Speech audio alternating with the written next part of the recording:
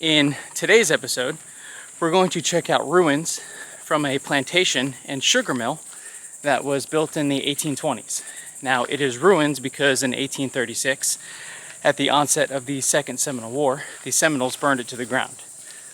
So all that's left is the ruins of the old mill. And I do have a confession to make. I have lived within 20 minutes of this site pretty much my entire life. And this is the first time I am here. So definitely going to learn a lot today, and I hope you will too.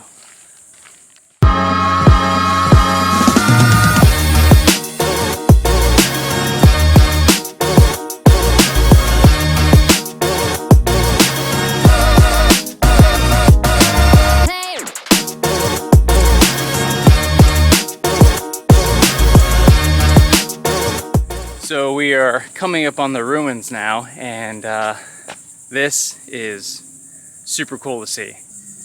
And here it is. Wow.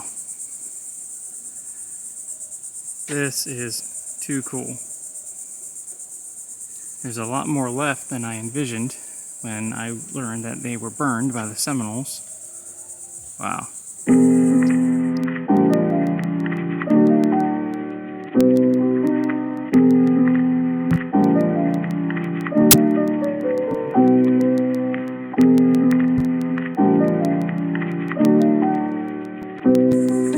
So, this was originally called Bulowville, and it was established by Charles Wilhelm Bulow in 1821. Now, he would die shortly after establishing Bulow Plantation, and his son, John Bulow, inherited the plantation and took over all operations. Now, this is kind of an overview of the lands here. So, the plantation home, and these are the slave cabins that would border the property here. In January and February is when they would plant their sugarcane, and by October it would be ready to be harvested. Pretty cool. I didn't realize they grew sugar in this area. Now we obviously see the ruins here before us, but this kind of gives us an overview of what we're looking at. So you have a boiler room, a separate engine house, a molasses cistern. Pretty cool. And here's kind of a general layout of the plantation. Again, the slave quarters, and then where we are, the sugar mill. Pretty cool. And like many structures around that time, most of them were made of this sedimentary rock called coquina. Now if you look close, it's pretty much compressed sand and shells, and they would form bricks out of it. Now it was very porous, so sometimes they would coat it in like a lime substance. But the Spanish also would make their fortifications, the Castillo de San Marcos, Fort Matanzas, and many of the structures within St. Augustine out of that coquina shell.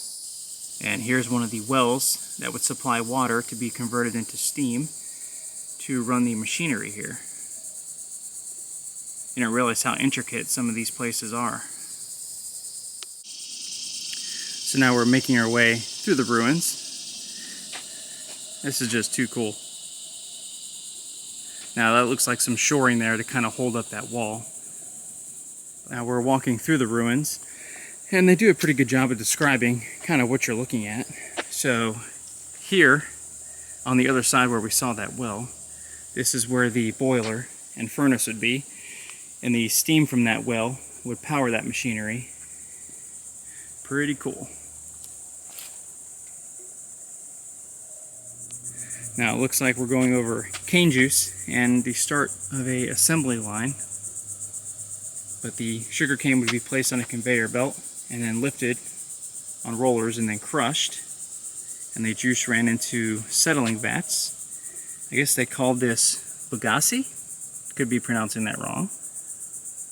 And it would be hauled away in carts. But you can kind of see, zoom in a little bit here, different stations in this building.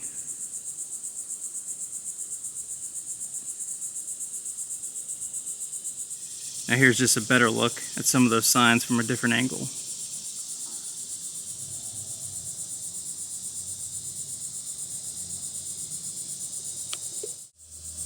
Now, like most plantations during this time, they relied heavily on slave labor. So this is going into how they would process some of this sugarcane here. And it was not easy work. I believe up to 200 slaves would live here at the height of this plantation. Here's just a view of the backside of the plantation. Now, this is just going into the yields. So you had 200 slaves that would work this area over 1,000 acres. Now there'd be about 1,200 pounds per acre. So you can imagine the amount of sugar that this plantation would yield. 115.2 million teaspoons of sugar. Now, modern day equivalent, 17,000 employees, 187,000 acres, and 6. You don't realize how big this sugar mill was. That's at least 4 to 5 stories high. Now it looks like this would be where the curing room was, and the product would be in there from 20 to 30 days from what this is saying. Now, of course, for these plantations, the most important step would be transferring it from the field to the market where they can make revenue.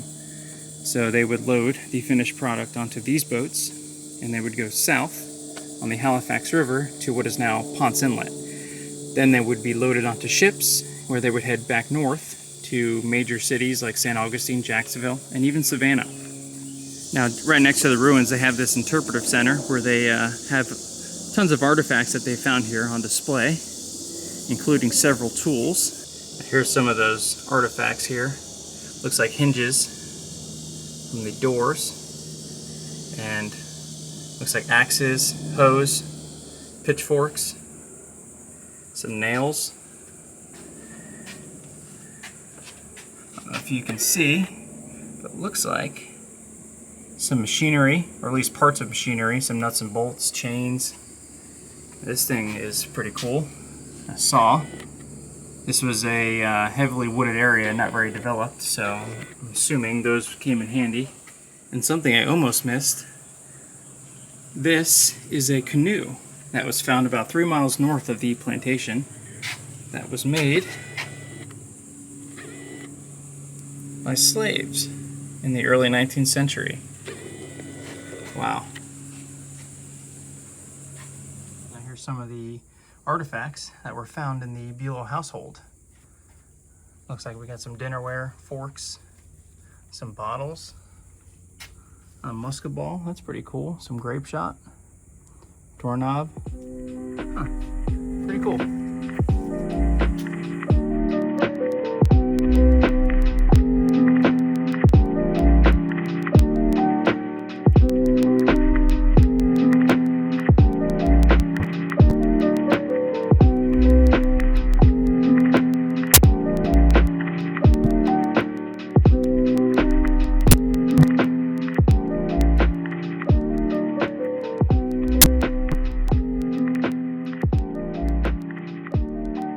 So that was pretty cool.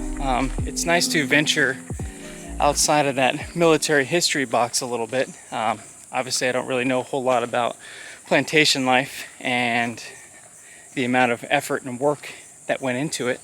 But it was pretty cool to see how certain things were processed and made. I hope you learned a thing or two, because I know I did. And we'll see you on the next one. So we are a couple miles south of the Bulow Plantation ruins. And we're getting a little bonus today because behind me, this is a 2,000-year-old live oak. Now this tree was dedicated in the memory of David Fairchild, who was an American botanist who introduced the soybean and many other valuable forms of plant life to the U.S. A 2,000-year-old Fairchild oak. And you can see this tree has withstood hurricanes, winds, fires, droughts, wars, and all the other issues mankind can throw at it for centuries. This is absolutely amazing.